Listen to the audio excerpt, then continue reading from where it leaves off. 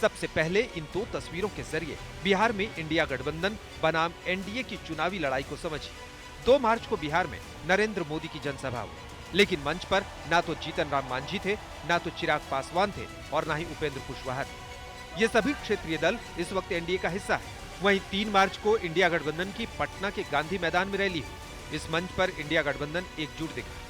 सभी नेता एक साथ मंच पर दिखे। सभी ने बिहार की धरती से एनडीए को उखाड़ फेंकने की हुंकार भरी। मोदी जी कल कह रहे थे मोदी की बड़ी मजबूत गारंटी है, मोदी की गारंटी, मोदी की गारंटी। अरे मोदी जी जरा हमारे चाचा का गारंटी लेके दिखाओ। क्या हमारे चाचा का गारंटी ले सकता है कोई? अरे बताओ, कोई ले सकता है क्या? कहा जब चाचा बोल रहे थे कि अब हम नहीं जाएंगे कहीं, अब हम यही रहेंगे आजीवन, तो मोदी जी हंसने लगे।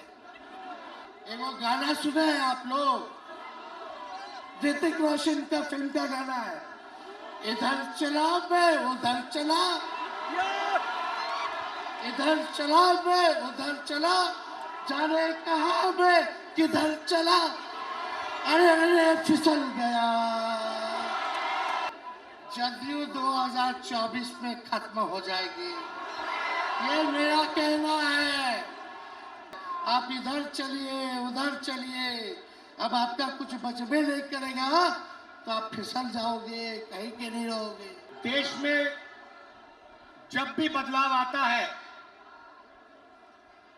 वो बिहार में तूफान शुरू होता है। यहां से तूफान बाकी प्रदेशों में जाता है। ये बिहार जो है देश की राजनीति का नर्व सेंटर है। पहली बार यहां से निकले थे तो हम उनको कोई गाली नहीं दिया, उनको यही कहा कि ये पलटू राम है, नहीं पलटना चाहिए था। लेकिन दोबारा हमसे गलती हो गई, तेजस्वी से गलती हो गई, दोबारा ही पलट गए, नरेंद्र मोदी के पैरों के नीचे चले गए। इंडिया गठबंधन में शामिल नेताओं की माने तो एनडीए की हार पक्की है। तेजस्वी यादव पूछ रहे हैं, अगर एनडीए में सब कुछ ठीक है तो बीजेपी की पहली लिस्ट में बिहार के किसी उम्मीदवार का नाम क्यों नहीं है? हम तो बोले भाई बातचीत चल रही है, एनडीए से पहले हम लोगों का हो जाएगा। लेकिन आप देखिएगा जो लिस्ट भाजपा का निकला, बिहार का तो किसी का नहीं निकला। कल सुप्रीम कोर्ट कहाँ बीजेपी में बिहार में एक को टिकट बांटा, जरा नामों बताइएगा। अब सवाल यही है कि एनडीए में क्या चल रहा है, तो इसका जवाब है चिराग पासवान। माना जा रहा है कि नीतीश कुमार की एनडीए में वापसी के बाद गठबंधन में अपनी अनदेखी से चिराग पासवान परेशान है। सूत्रों के मुताबिक चिराग पासवान लोकसभा चुनाव में 2019 के फॉर्मूले पर ही 6 सीटों पर दावा ठोक रहे हैं, लेकिन पेच चाचा पशुपति पारस की वजह से फंसा हुआ। हालांकि बीजेपी की तरफ से दावा किया जा रहा है कि एनडीए में कोई कंफ्यूजन नहीं है। नहीं, ये बिल्कुल ऐसी बात नहीं है। एनडीए गठबंधन बिल्कुल बहुत मजबूती के साथ में केवल बिहार में ही नहीं पूरे देश में ये काम कर रहा है। और जो माननीय प्रधानमंत्री जी की जो ये सभा हो रही है, ये तो सभी सरकारी सभा हो रही है। और सरकारी सभा में जैसे औरंगाबाद में, तो औरंगाबाद में वो जो कार्यक्रम हुआ था उसका नोडल एजेंसी एनएचआई था। तो एनएचआई की योजनाएं जहाँ जहाँ से गुजर रही थी वहाँ के सांसद वहाँ उपस्थित थे। अब जो बेगूसराय में कार्यक्रम हुआ, तो बेगूसराय में कार्यक्रम आपने देखा होगा कि वो ओएनजीसी का कार्यक्रम था या रिफाइनरी का कार्यक्रम था। तो उस रिफाइनरी के कार्यक्रम से जो जो एरिया लाभान्वित हो रहे थे, गेल के योजना से हो, ओएनजीसी की योजना, तो वहाँ के सांसद वहाँ पे उपस्थित थे। सूत्रों से मिली जानकारी के मुताबिक विदेश यात्रा पर जाने से पहले नीतीश कुमार के साथ सीट शेयरिंग की मीटिंग में सब कुछ तय हो जाएगा।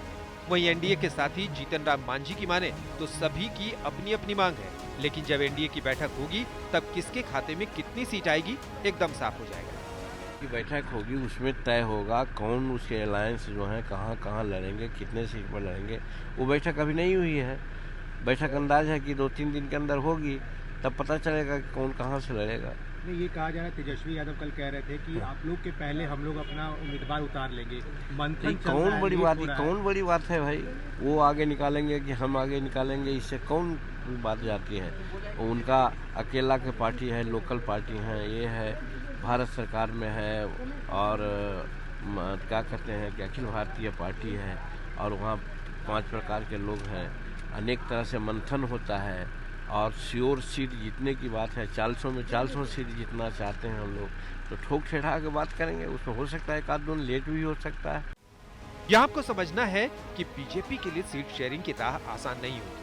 अगर 2019 के फॉर्मूले पर सीटों का बंटवारा करती है तो उसी हिसाब से बीजेपी और जेडीयू 17 सीटों पर चुनाव लड़ेगी और बाकी 6 सीटों पर पशुपति पारस और चिराग पासवान की पार्टी को एक साथ चुनाव लड़ना पड़ेगा, जो कि संभव नजर नहीं आ रहा। दूसरी तरफ जीतन राम मांझी और उपेंद्र कुशवाहा के भी एनडीए में आने की वजह से सीटों के बंटवारे का फॉर्मूला बिगड़ गया।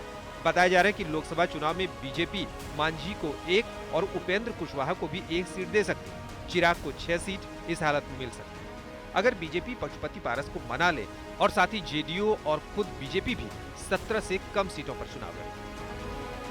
अगर बीजेपी और जेडीयू कम सीटों पर चुनाव लड़ने का फैसला नहीं करती है तो चिराग पासवान के पास 2 ही विकल्प बचते हैं। पहला विकल्प पाला बदलकर चिराग पासवान महागठबंधन में जा सकते हैं। वैसे तेजस्वी ने भी साफ कर दिया है कि महागठबंधन के दरवाजे सबके लिए खुले हैं। हमारा सीट शेयरिंग एनडीए से पहले हो जाएगा अंतिम चरण में।